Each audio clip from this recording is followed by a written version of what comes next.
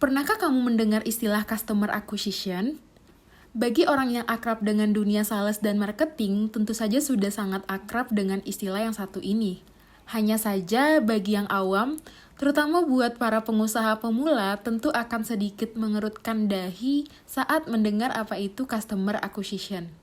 Seperti namanya, customer acquisition adalah proses penarikan pelanggan ke layanan yang kamu tawarkan. Berdasarkan konteks bisnis, proses ini sangat berguna untuk bisnismu dalam jangka panjang. Nah, untuk itulah pada video ini kami akan menjelaskan mengenai customer acquisition. Jadi silakan teman-teman simak video ini sampai selesai. Seperti yang sudah disebutkan di awal, customer acquisition adalah proses menarik pelanggan atau klien baru ke bisnis kamu.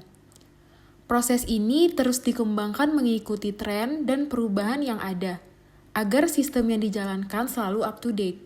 Dengan menjalankan customer acquisition, bisnis dari segi keuangan menjadi lancar dan juga daya tarik meningkat di mata para investor. Karena ketika kamu berhasil menarik pelanggan dan klien baru, tandanya bisnis terus berkembang secara sehat dan itulah yang dicari oleh setiap investor. Untuk mengembangkan bisnis, tentu saja kamu harus mencoba sebanyak mungkin strategi customer acquisition, baik itu inbound maupun outbound. Inbound strategi meliputi konten marketing, webinar, dan social media marketing. Sedangkan outbound strategi misalnya menggunakan email marketing. Selanjutnya, lakukan riset dan perbandingan dari setiap strategi. Lalu fokus pada strategi yang paling relevan dengan bisnismu. Dengan kata lain, kamu perlu mencurahkan waktu, tenaga, dan mungkin saja uang untuk melakukan customer acquisition. Sekarang saatnya untuk membahas strategi dari customer acquisition. Yang pertama ada konten marketing. Sebagai pebisnis, kita dituntut untuk membuat konten yang relevan dengan user, up to date dengan tren, dan tentu saja hasil akhirnya agar calon pelanggan tertarik dengan brand kamu.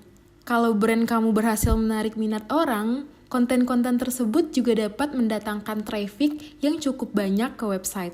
Nah, terdapat banyak jenis konten yang bisa diproduksi, seperti blog, e-book, katalog online, maupun konten video. Intinya, buatlah konten yang berkualitas dan usahakan untuk menyesuaikan dengan target pasar. Yang kedua ada social media marketing. Dalam teknik pemasaran yang satu ini terdapat dua metode, yaitu organik atau gratis dan berbayar. Biasanya metode organik digunakan untuk meningkatkan brand awareness saja, karena kurang ampuh dalam menarik pelanggan dan meningkatkan penjualan.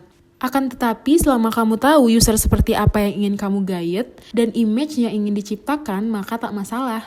Di sisi lain, metode berbayar memastikan konten yang kamu post dilihat oleh target pasar yang sudah ditentukan. Misalnya saat sedang scrolling timeline Instagram, pasti kamu sering tiba-tiba melihat konten bertuliskan sponsor di bawahnya kan?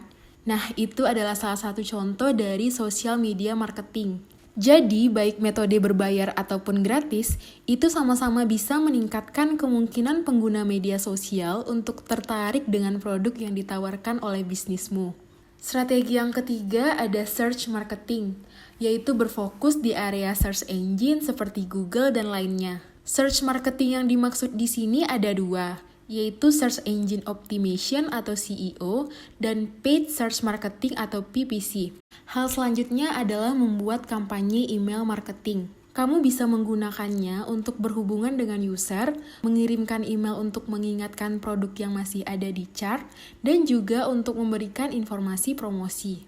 Selanjutnya, bagaimana cara meningkatkan customer acquisition? Berikut ini adalah tips yang bisa diikuti untuk meningkatkan kualitas customer acquisition.